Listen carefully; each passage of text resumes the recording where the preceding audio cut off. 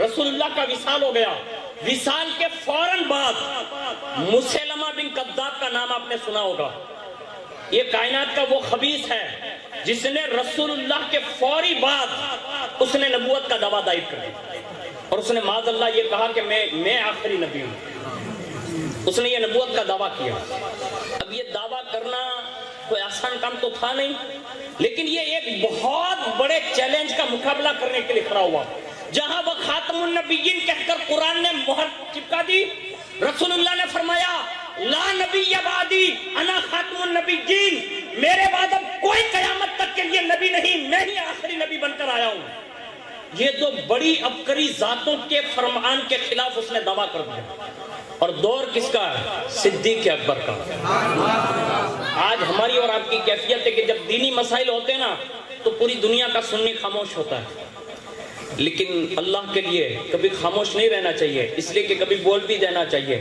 آپ نے وہ بات نہیں سنی کہ کبھی کبھی ایک چھوٹی سی چیز بھی بڑا کام کر دیتی ہے. حضرت ابراہیم علیہ السلام کے واقعات میں سنا ہوگا، گرگٹ جو تھا نا، گرگٹ کا نام سنا ہوگا، کاکنڈا. اس نے کیا کیا؟ پھونک ماری. کہاں؟ ابراہیم علیہ السلام کے آتش کدے میں. اب وہ آتش کدہ اتنا لمبا چوڑا تھا کہ وہاں سے کوئی گزر نہیں سکتا تھا. یہ گرگٹ جو سائیڈ میں بیٹھ کر پھونک مار رہا تھا، کسی نے پوچھا یہ تو کیا کر رہا ہے؟ کہا زیادہ آگ بھڑکا رہا ہوں تاکہ ابراہیم اور جل کے خاک ہو جائیں. یہ گرگٹ کا کام تھا. لیکن قریب سے ایک مینڈر گزرتا اپنی زبان کے اشارے سے پانی کے چند قطرے سے آتش کدہ کی طرف پھینک رہا تھا.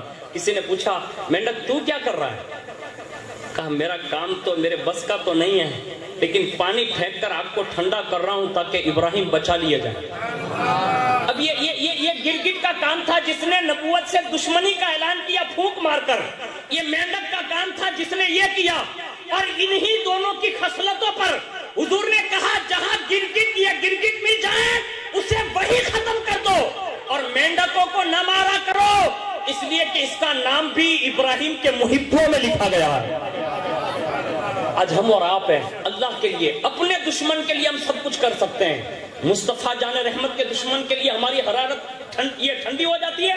غیرت صدیقیت دیکھیے، جب نبوت کا دعویٰ مسیلمہ بن کذاب کرتا ہے، ایک طرف بنام مسلم بنے ہوئے ایک طبقہ انہوں نے زکوٰۃ کا انکار کر دیا، ایک طرف حضرت زید بن حارثہ یا اسامہ بن زید کا لشکر باقاعدہ چڑھائی کے لیے جا رہا تھا اور اس کو واپس حضور کے وصال کے وقت کے لیے ایک مہلت کے لیے بلایا گیا تھا. اور یہ تین باتیں صدیق اکبر کے دور میں سب سے پہلی شروعات میں آئی، اور جیسے آئی نا تو ابو بکر صدیق نے منصب خلافت کا فائدہ اٹھاتے ہوئے اعلان کیا، کہا سب سے پہلے ایک جماعت تیار کرو، مسیلمہ بن کذاب سے جنگ کریں گے. دوسرا اعلان یہ کیا، کہا جو بندہ زکوٰۃ نہیں دیتا اگر وہ انکار کر رہا ہے تو ابو بکر اعلان کرتا ہے کہ ایک جماعت اور تیار کرو، زکوٰۃ کے منکرین سے بھی جنگ ہوگی. اور فرمایا اگر کوئی حضور کے زمانے میں ایک رسی کا ٹکڑا بھی دیتا تھا تو فرمایا ابو بکر اس سے بھی جنگ کرے گا. اور تیسرا اعلان سنیں، حضرت اسامہ بن زید کا جو لشکر کھڑا تھا نا، اس کے جھنڈے جو تھے نا جنگ کے، وہ ایسے لگے ہوئے تھے نشان. فاروق اعظم سے کسی نے کہا کہ اسامہ کے لشکر تو کم از کم روک لو مدینہ شریف کے لیے.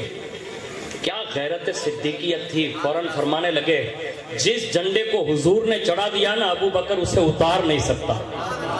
یہ طرز عمل تھا، کہا نہیں اتاروں گا. اسامہ بھی جائے گا اور جنگ کرے گا، یعنی یہ لشکر کشی بھی ہوگی، منکرین زکوٰۃ کی مخالفت بھی کی اور جنگ ہوگی، اور مسیلمہ بن کذاب سے بھی جنگ ہوگی. جب یہ تین اعلان کیے صدیق اکبر نے، اب نئی خلافت ہے، یعنی مسند پر بیٹھے ہیں. اب مشیر بھی بہت اچھے بھی لوگ تھے. اب اسی وقت لوگوں میں مشورہ ہوا، باتیں ہوئی، اور فاروق اعظم کو بھیجا گیا اور کہا عمر صدیق اکبر سے کوئی بات کر سکتا ہے نا تو وہ آپ کر سکتے ہیں. یعنی مسئلہ اتنا گمبھیر ہے کہ ابھی تو حضور کا وصال ہوا، اور ابھی یہ تین لشکر اگر مدینے سے نکل گئے تو کہیں یہودی اور نصرانی مل کر کہیں مدینے پر ہلہ نہ بولتے تو بال بچے اور بچی یہ عورتوں کا مطلب کون محافظ ہوگا.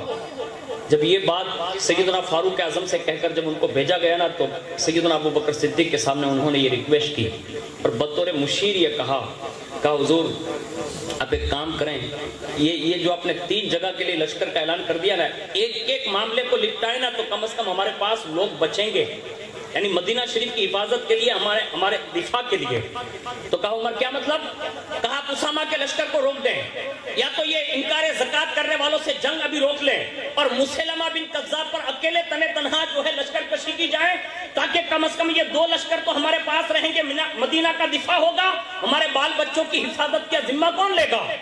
جب یہ جملے عمر کے پورے ہوئے نا، اور عمر کا روب اتنا تھا، لیکن صدیق اکبر جو رحماء بینہم کہے جاتے تھے بھڑک گئے، اور جلال صدیقیت اور غیرت عشق رسول نے جوش مارا اور عمر سے کہا، عمر اسلام لانے سے پہلے تو بڑی ڈینگے مارتے تھے، کلمہ پڑھنے کے بعد اتنا بزدل ہو گیا؟ کس سے کہا؟ جس کا روب اتنا تھا، کہا اسلام لا کر تو اتنا بزدل ہو گیا؟ سن، میرا فیصلہ یہ ہے، یہ تینوں جنگیں لڑی جائے گی، چاہے اس میں فتح ملے یا شکست ملے، میرا وجدان یہ کہتا ہے اس موڑ میں بھی میرا رب میری ضرور مدد فرمائے گا۔ فاروق اعظم فرماتے ہیں کہ ابو بکر کا جوش اس دن پتا چلا جس دن حضور کا وصال کے بعد یہ فتنہ جب کھڑا ہوا نا، اس فتنے کو دبانے کے لیے ابو بکر نے یہ جوش ایمانی کا اظہار کیا۔ یہ دور صدیقیت ہے جس کا ایک پہلا ایک موڑ گزرا۔